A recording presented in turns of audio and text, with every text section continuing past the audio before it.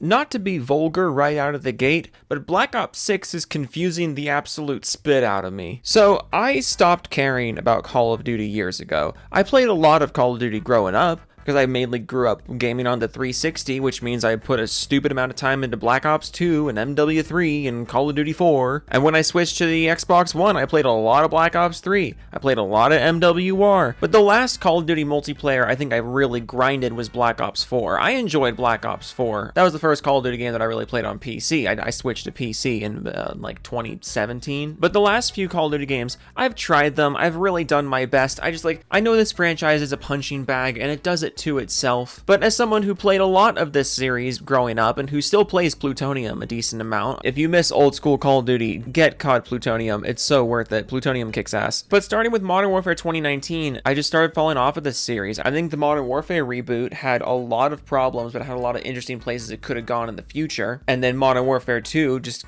proceeded to completely destroy that structure. My criticisms of modern Call of Duty multiplayer are basically the same as everyone else's. I think the skill-based matchmaking completely destroys what casual fun there is to be had in a game like this. I think gun camo challenges, which used to be one of the main appeals of Call of Duty multiplayer, I think they've been turned into a tedious chore that not only take an unreasonable amount of time to complete, but also change the way the game is played by demanding literally hundreds of kills while crouched, or hundreds of kills while mounting your gun, or hundreds of kills on people affected by equipment. Stuff that fundamentally changes the way the game is going to play because of how specific and how long these camo challenges are. I think the lack of a proper ranked play, while this is an issue that's being ironed out, took way too long for it to be ironed out. I have issues with the time to kill. I think every COD game except for Black Ops Cold War have had an atrocious time to kill for one reason or another. Either it's too fast or it's too inconsistent. And then of course we have all the movement exploits, which I'm on the fence about. I love Super Smash Bros. Melee, so I really can't talk shit about other people's games with movement exploits in them. But at the same time, Call of Duty was just never designed to be played like this. So there's a lot of pretty obvious cheese and wackiness introduced to the core gameplay when you have excessive movement exploits like what's in the rebooted Modern Warfare series. But let's go back to the title of this video and the way that I started it out. You know, in case you forgot,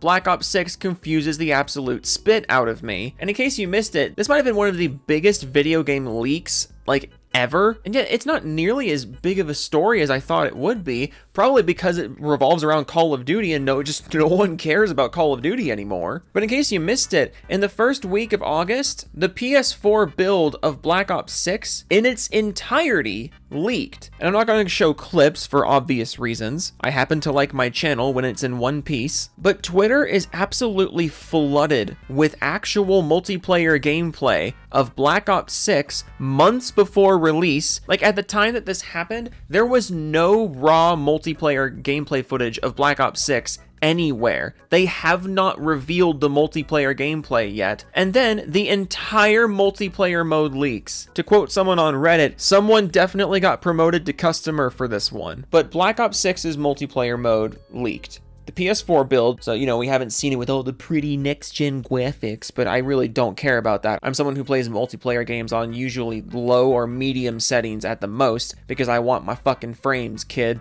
Give me my frames. I don't give a shit about your fucking particle effects. Turn them all off and give me the frames. And I've had some hope for this game. Black Ops 6, in case you haven't been following this, Black Ops 6 really does seem like it's a direct answer to all the people who have been walking away from Call of Duty over the last 5 years. Granted, that's basically what everyone says leading up to the release of every new Call of Duty game. Oh, don't worry guys, this one will be old school. Don't worry guys, this one will get us back on track. And you should never believe the people that say Call of Duty is good. This next one's gonna be old school, guys. We haven't seen it yet, but don't worry, this next one's gonna bring back the glory days. You should never believe those people. That's what they say every single year, and it hasn't been true. Black Ops 4 was the last Call of Duty game to have what I think most of us would consider to be the traditional Call of Duty game structure. And that game dropped in 2018. Most of us have just come to accept the fact that Call of Duty is never going back to what we want from them, and that's why we play games like Plutonium. That's why we play games like X-Defiant. But all of the marketing for Black Ops 6 seems like it's really trying to act like, oh no, this time it's legit, guys. This time it's happening. This time we're locking it in. This one's actually gonna be old school.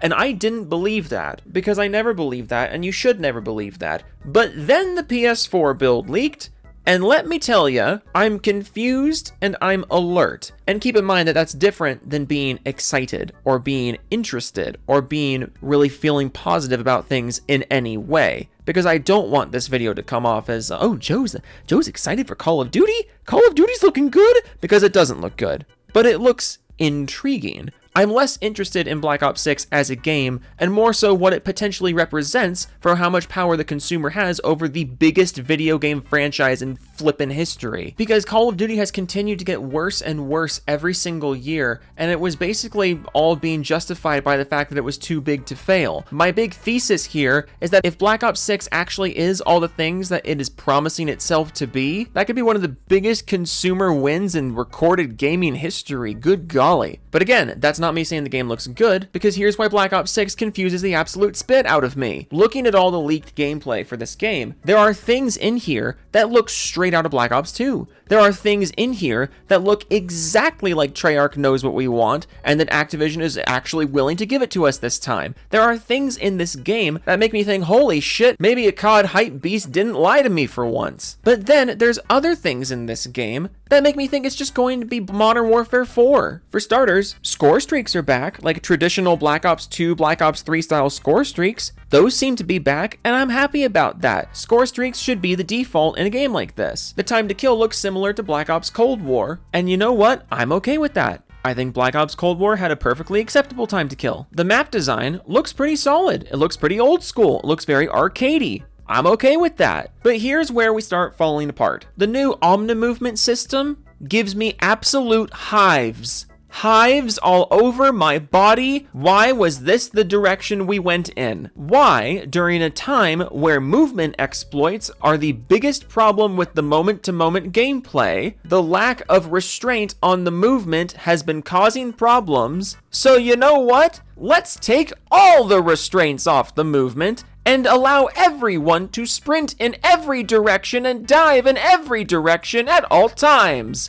This can't possibly mess with the balance of the game. This can't possibly encourage movement spamming. It also doesn't help that it was not that long ago when Activision, while staring down the barrel of tons and tons of people leaving their game due to the strict matchmaking and the new matchmaking system being completely awful, they thought that would be a perfect time to defend their matchmaking and defend why they do things like this. Never mind the fact that just a few months ago, everyone was praising X-Defiant for not doing this, and people are leaving your game because you are doing this, and yet we somehow thought it would be a good idea to make Black Ops 6 a game that gameplay-wise seems to be understanding the things that were wrong with the last few games, but we're also not fixing what is arguably the biggest problem with the last few games. The matchmaking. Because I gotta tell you, if the gameplay is awesome but the matchmaking sucks ass, you're not going to be fixing any people's long-term problems with the series. I don't play Black Ops Cold War anymore because even though I think the gameplay is excellent, and that game is actually a really solid Call of Duty game right now, if you boot up Black Ops Cold War and just like look at what's on offer as a Call of Duty game, Black Ops Cold War is a very good game,